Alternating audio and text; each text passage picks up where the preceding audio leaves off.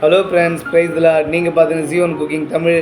இன்றைக்கி நான் நம்ம பார்க்க போகிறோன்னா பச்சரிசி கடலைப்பருப்பு வச்சு அடை செய்ய போகிறோம். பச்சரிசி கடலைப்பருப்பு அடை செய்கிறதுக்காக 150 கிராம் பச்சரிசி, 100 கிராம் கடலைப்பருப்பு எடுத்து வச்சுருக்கோம். பச்சரிசி கடலைப்பருப்பை நல்லா 3 வாட்டி கழுவி எடுத்துக்கோங்க. அப்போ தான் பச்சரிசி ஸ்மெல்லு வராது. இப்போ நல்லா கழுவி எடுத்துக்கலாம்.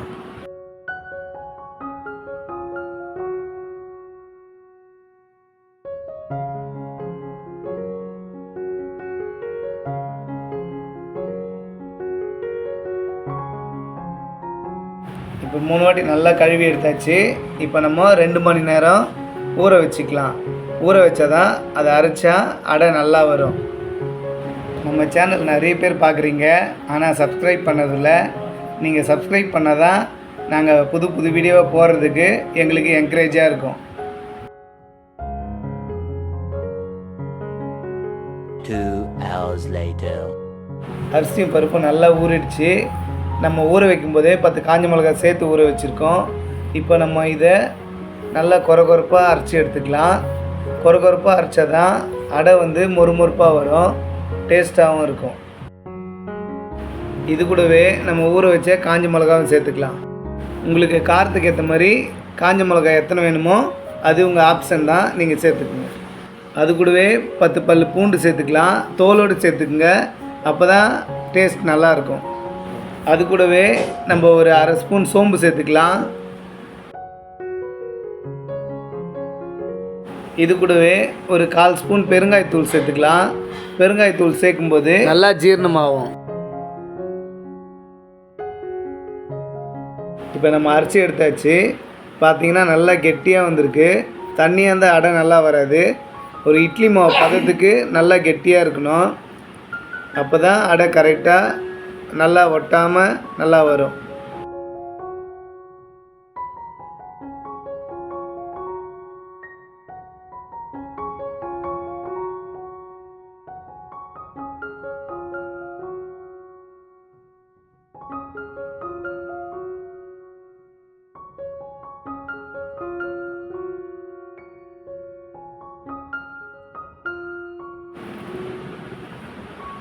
அடைக்கு தேவையான பொருட்களை நம்ம பார்க்கலாம். கடலைப்பருப்பு 2 ஸ்பூன் எடுத்து வச்சுருக்கோம். உளுந்து 1 ஸ்பூன், கருவேப்பிலை 1 கொத்து, ஒரு அரை வெங்காயம் பொடிசாக கட் பண்ணி வச்சுருக்கோம், ஒரு பச்சை மிளகாய் அது கட் பண்ணி வச்சுருக்கோம். இது தாளிக்கிறதுக்கு தேவையான பொருட்கள். கடாய் காஞ்சிருச்சு. இப்போது ஒரு 3 ஸ்பூன் எண்ணெய் ஊற்றிக்கலாம்.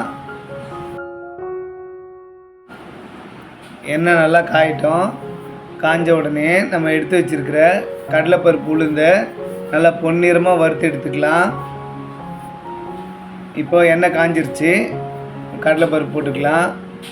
அது கூடவே உளுந்து சேர்த்துக்கலாம். கடலைப்பருப்பு உளுந்து நீங்கள் பொன்னிறமாக எடுத்துக்கோங்க. தீஞ்சிட்டா நல்லா இருக்காது, அதை நீங்கள் பார்த்துக்குங்க. இது கூடவே கட் பண்ணி வச்ச வெங்காயம், ஒரு பச்சை மிளகாய் அது சேர்த்து நல்லா வதக்கலாம். வெங்காயத்தை கண்ணாடி பதத்துக்கு வதக்கலாம். அப்போ தான் அடை நல்லா டேஸ்ட்டாக இருக்கும்.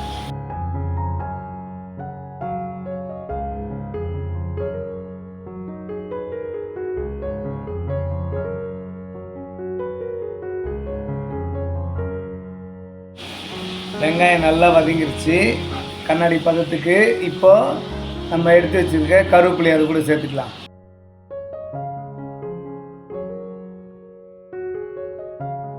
கடலைப்பருப்பும் உளுத்தம்பருப்பும் நல்லா ப்ரௌனாக வதங்கிடுச்சு. இப்போ அரைச்சி வச்ச மாவில் சேர்த்துக்கலாம்.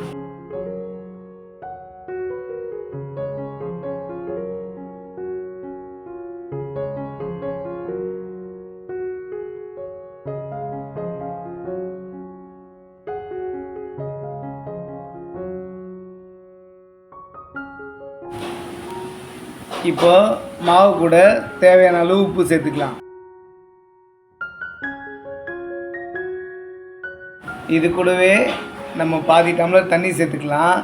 மாவு அடைக்கி ரொம்பவும் தண்ணியாக இருக்கக்கூடாது, ரொம்பவும் கெட்டியாக இருக்கக்கூடாது, அடை நல்லா வராது. கொஞ்சம் மீடியமான பதத்துக்கு இருந்தால் தான் அடை நல்லா வரும்.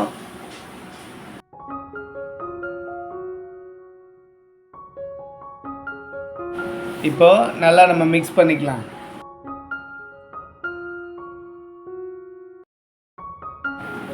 நல்லா வதங்கி வந்துருச்சு. இப்போது இதையும் நம்ம மாவு கூட சேர்த்து மிக்ஸ் பண்ணிக்கலாம்.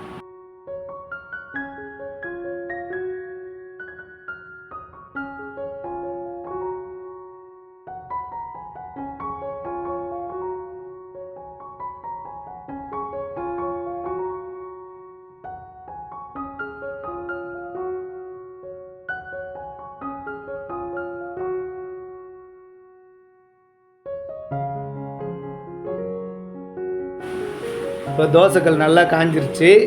இப்போ நம்ம அதில் மாவு எடுத்து ஊற்றிக்கலாம். நீங்கள் ஃபஸ்ட்டு எடுத்தோன்னா எண்ணெய் ஊற்றக்கூடாது. எண்ணெய் ஊற்றினா மாவு பிரிஞ்சு போயிடும், ரவுண்டாக வராது அடை. அதனால் ஃபஸ்ட்டு மாவு ஊற்றிட்டு அதுக்கப்புறமா நீங்கள் தேவையான அளவு எண்ணெயை ஊற்றிக்குங்க.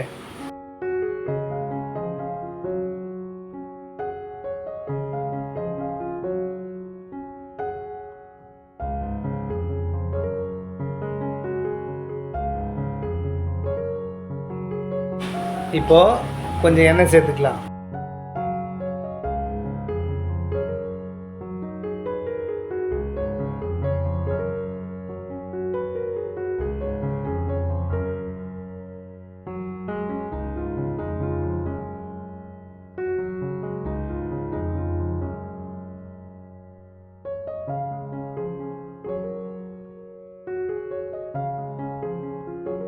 நல்லா வெந்துருச்சு. இப்போ திருப்பி போட்டுக்கலாம்.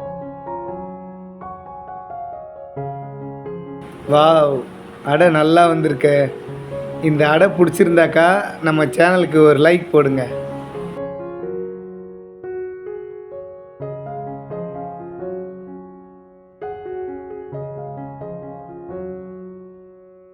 இந்த அடை காலையில் பிரேக்ஃபாஸ்ட்டுக்கு ரொம்பவே நல்லாயிருக்கும். இது அப்படியே கூட சாப்பிடலாம். இன்னும் வேர்க்கடலை சட்னி, தேங்காய் சட்னி வச்சு சாப்பிட்டீங்கன்னா டேஸ்ட்டு வேறு லெவலில் இருக்கும். ரொம்பவே சூப்பராக இருக்கும். நம்ம ஏற்கனவே நம்ம சேனலில் வேர்க்கடலை சட்னி, தேங்காய் சட்னி நம்ம போட்டிருக்கோம். வீடியோ லிங்க்கை கமெண்ட் பாக்ஸில் கொடுக்குறோம், மறக்காமல் போய் பாருங்கள்.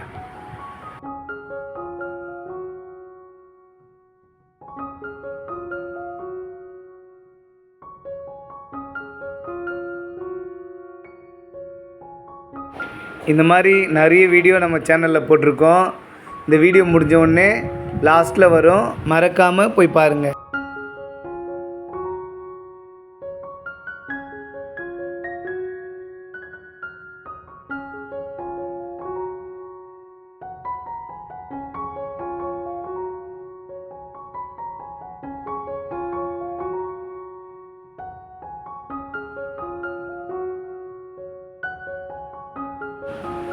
அடை நல்லா வந்திருக்கு.